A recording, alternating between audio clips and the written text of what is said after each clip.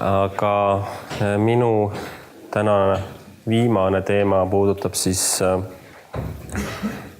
lihtsamalt öeldes alapakkumuste tagasilükkamist või siis nagu slaidi peal kirjas on, seda on ilgelt raske välja hääldada muidugi, aga ühesõnaga siis seda. Vanasti ehk siis ütleme aastake tagasi ja ka pool aastat tagasi, kui ma seda osa koolitasin, siis ma saan alati öelda, et ega siin suurt midagi rääkida ei ole. Pidin nüüd pingutama välja mõned slaidid selle kohta, kuidas kõik on olnud vanasti ja kuidas ta edaspidi ka võiks samamoodi olla. Aga siis tekkisid kõiksugu ideid ja need ideed tuli siis panna ka seadusesse kirja ja nüüd meil on alapakkumuste tagasilükkamise osas üsna suured muudatused. Võiks lausa öelda, et revolutsioonilised. Ja ma panin siia varasematele slaididele kirja, et kuidas siis siiani on olnud. Tegelikult on see selline pilguheit minevikku. Et kui te kehtivas seadusest loete seda vastavat paragrahvi, siis seal on öeldud tegelikult seda, et alapakkumuste puhul võrreldakse siis pakkumuse maksumust hankelepingu eeldatava maksumusega. Uues seaduses on tegelikult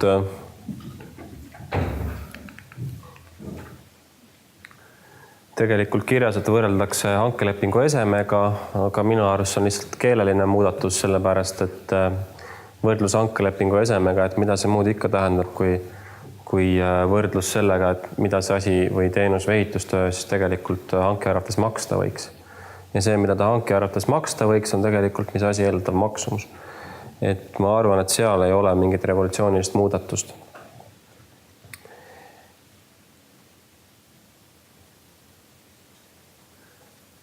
Et võib-olla sellelt slaidilt, mis puudutab nii senist kui ka tulevast praktikat, et kui te just ei taha väga süüdsi seda teemat uurida, siis nüüd see viimane, mida siit eriti hästi näha ei ole, on siis see, et ega uus seadus ei luba ka sellist asja nagu valemi alusel nii-öelda pakkumuse automaatne tagasilükkamine. Et selliseid üritusi on tehtud 30 aastat Itaalias, Euroopa kohus pole ühtegi korda neist aktsepteerinud ega ei ole ka direktiivis ette nähtud sellist võimalust. Et siis kellelgi on olnud särav idee, et võiks mingisugused kaotetite ruutude summad ja piid ja muud asjad kokku arvutada ja hakata siis selle alusel pakkumusi tagasi lükkama, et ei, et seda ei pea legaalseks. Aga lähme siis muudatuste juurde. Et ega üldreeglites tegelikult midagi väga uuenduslikku ei ole. Et kui me mõtleme alapakkumuste tagasilükkamise sellise mehhanismi peale, siis tegelikult seal võiks eristada kahte sellist etappi. Et üks on selline nii-öelda tuvastamise etapp ja teine on siis tagasilükkamise etapp. Et tegelikult tagasilükkamise alused kehtivas seaduses ja ka 1. septembrist jõustuvas seaduses on suuresti samad. Ja on ka tegelikult paljuski hankija kaalutlusotsus. Muudatused tegelikult tulenevad sellest, et eelnõu menetlemise ajal esitasid meile mitmed osapooled, nii ettevõtlussektor kui ka poliitikud, märkuseid ja sellist tähelepanu juhtimist sellele, et seadus tegelikult ei ütle mitte midagi selle kohta või vähemalt ei ütle midagi spetsiifilist selle kohta, kuna siis hankijal peaks tekkima või millistel juhtudel hankijal tekib kahtlus, et pakkumus võiks olla ebamõistlikult madal. Ja seetõttu kujuneski eelnõu menetlemise välja, ütleks, et sõltub nüüd maitsest, kas 2 või 3 uut meetodit, kuidas siis kahtlust äratav pakkumine peaks olema tuvastatud.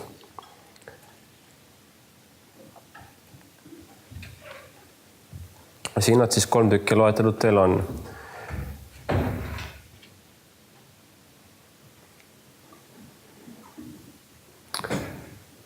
Niinimetatud siis 3 kohustuslikku alust, millal on siis hankija kohustatud pakkumuse maksumust kontrollima.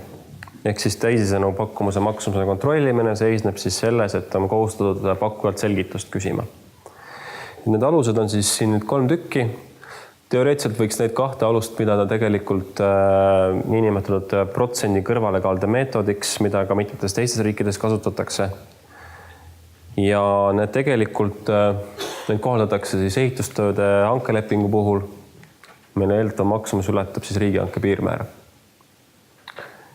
Või ka ehitustööde kontsessioonilepingu puhul. Ehk siis muudes valdkondades, muudes sektorites, kui lepingu eseme midagi muud, siis tegelikult hankijal ei ole kohustust neid meetodeid rakendada. Küll aga ta võib seda omal vabal tahtel teha, kui ta väga palju soovib. Need esimesed 2 meetodit siin on selles mõttes esimesel lugemisel üsnagi ilmsed. Ehk siis võrreldakse pakkumuse maksumust järgmisega ja pakkumuste maksumuse keskmisega. Ja siin on eeldus ka, et selleks, et selle tehte tegemine oleks kohustuslik, peab olema hankemenetlus vähemalt 3 vastavaks tunnistatud pakkumust.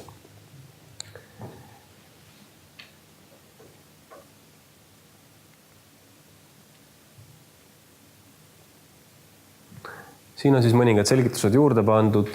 Näiteks kui hankemenetluses teete selle läbi, lükkate esimese pakkumuse põhjendamatult madalana tagasi, pärast selgituse küsimist loomulikult, siis te teete sedasama arvutuskäiku pingereas järgmise suhtes. Põhimõtteliselt teoreetiliselt utreerituna võib juhtuda ka see, et kõikide pakkumuste puhul võiks selguda, et nad on põhjendamatult madalad. Selle protsendi kõrvalekalda ehk siis nende esimese 2 meetodi puhul minu jaoks on nõrkuseks see, et selle asja point hakkab ära kaduma siis, kui ehitushanke puhul ei kujune pingerida ainult maksumusest lähtudes.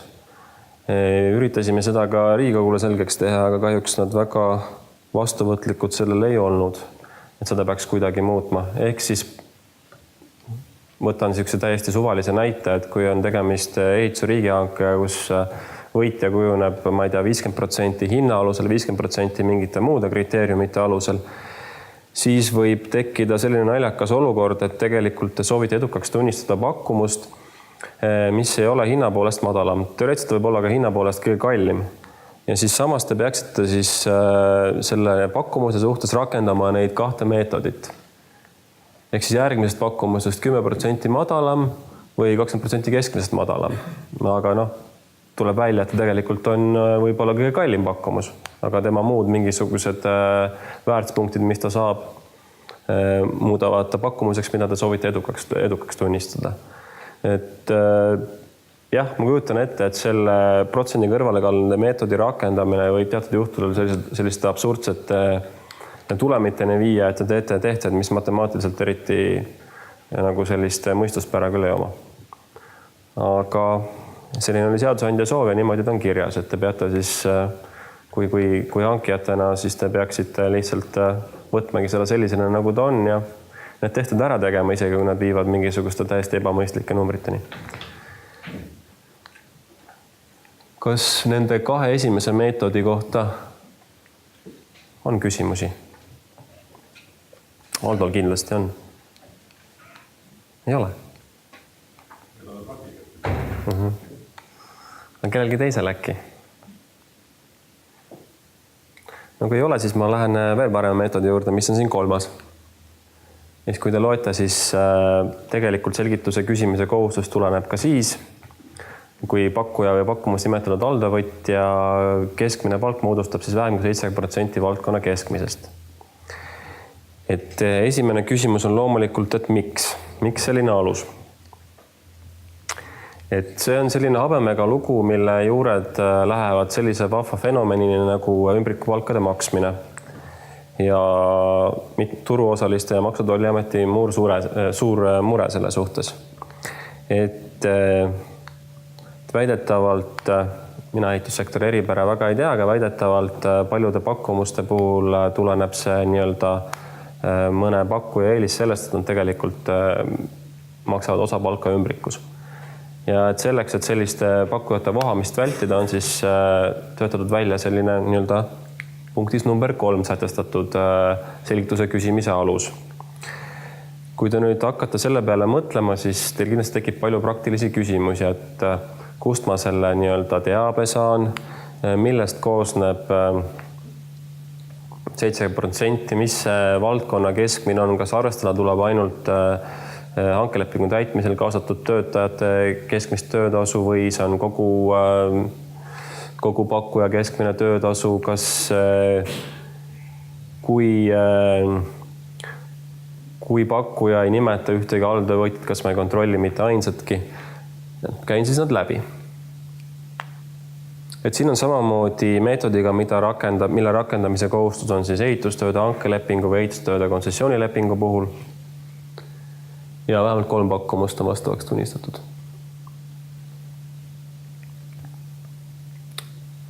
Vabandust, ma eksisin siin slaidiga, et selle meetodi puhul ei ole oluline, mitu pakkumust on vastavaks tunnistatud, ehk siis seda viimast 3. meetodit, isegi kui teil on 1 pakkumus, mille olete vastavaks tunnistanud, siis peate seda 3. rakendama.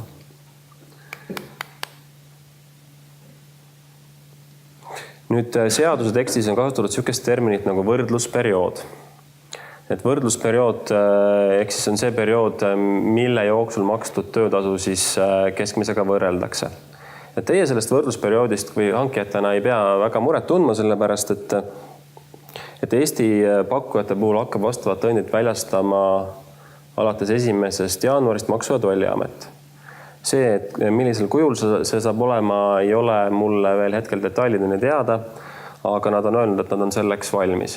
Ja selle nii-öelda tõendi esitamise kohustus on siis pakkujal, ehk siis pakkuja esitab selle tõendi.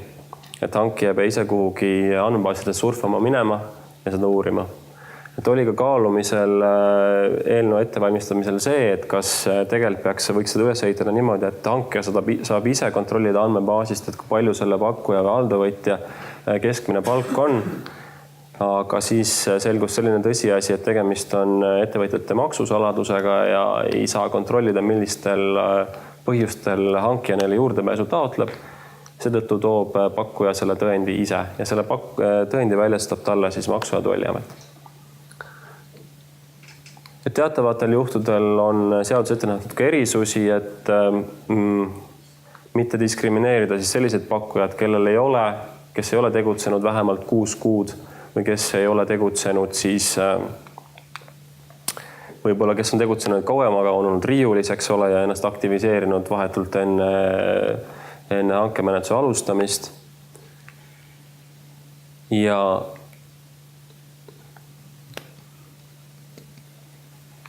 sellest ma juba rääkisin ja võib-olla selline suurem lahtine küsimus on see, et kuidas see saab siis olema välisriigi pakkujate puhul, et välisriigi pakkuja peab siis tooma teile samamoodi tõendi, kui näiteks vastava välisriigi mingisugune asutus sellised tõendid väljastab.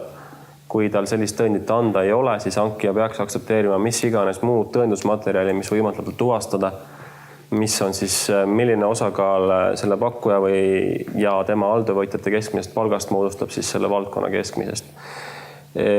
Ja võrreldakse siis välismaiste pakkujate puhul mitte siis Eesti keskmisega, vaid välisriigi keskmisega. Minu arvates on kontseptsioonis natukene narr selles osas, et ma ei tea, kui palju see peaks olema Eesti hankija mure, kui palju maksab mingi pakkuja välisriigis oma töötajatele palka.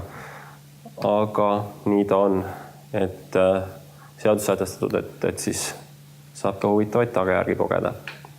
Et tegelikult selle nii-öelda keskmise palga puhul on see regulatsioon suuresti laenatud meie naaberriigist Lätist, kus seda paar aastat üritati rakendada. Selgus, et see ei töötanud ja siis nüüd uue seadusega enam seda regulatsiooni ei ole, aga meie siis proovime ise, et kas äkki töötab. Ehk siis näib. Ja nüüd see keskmist palka puudutav selgituse nõudmise alus jõustub siis 1.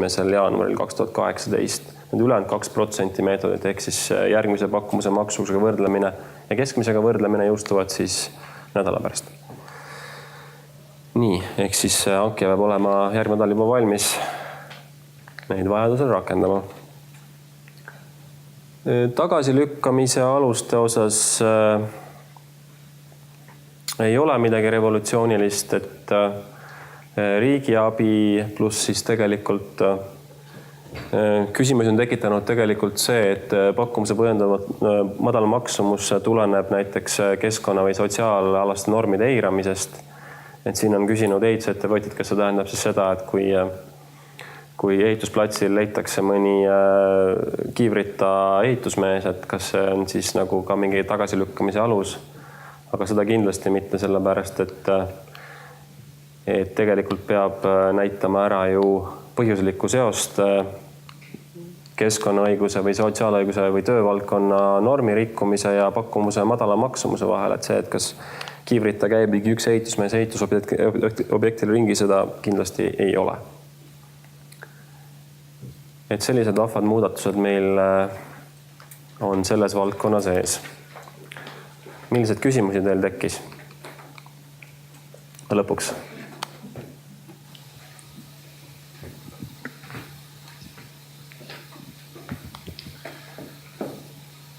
See palgaprotsendi 70 ja välismaised pakkujad.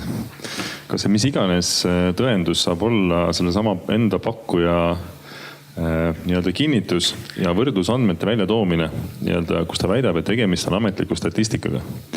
Ja kas sellisel puhul on hankijal näiteks kontrollikohustus?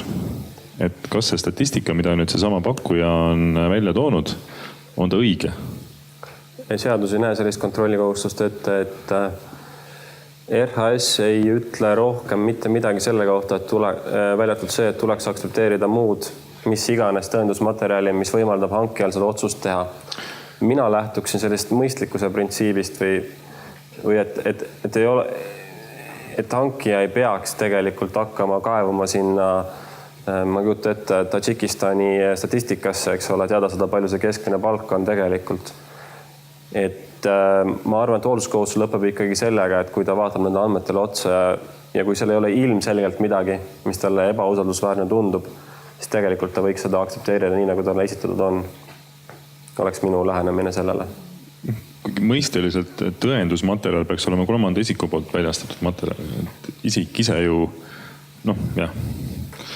võõrast informatsiooni ei saa ju tõendada, ta saab midagi tõendada enda kohta. Aga tõendusmaterjal mingi kolmanda informatsiooni kohta, seda ei saa anda ju, see pakkuja tegelikult. Ta ütleb, et see on Statistikaameti andmed, aga ta ise väidab seda, et see pole nagu nii-öelda tõendusmaterjal. Me läheme semiootikasse, ma saan aru siin praegu, et mis on tõendusmaterjal, mis mitte. Me võime seda pärast arutada, sest et tõepoolest, et kui see keeleteadlastele muret teeb, me võime selle tulemikus kuidagi ümber sõnastada, et ta ei oleks selliseid tagajärgi kaasa toov. Ma selles mõttes tõesti väga ei tea, et mis muu variant sinna või mis muu sõnastus sinna võiks üldse sobida, et kui me ei tea, kas välisriigis selliseid tõendeid saab, on ju?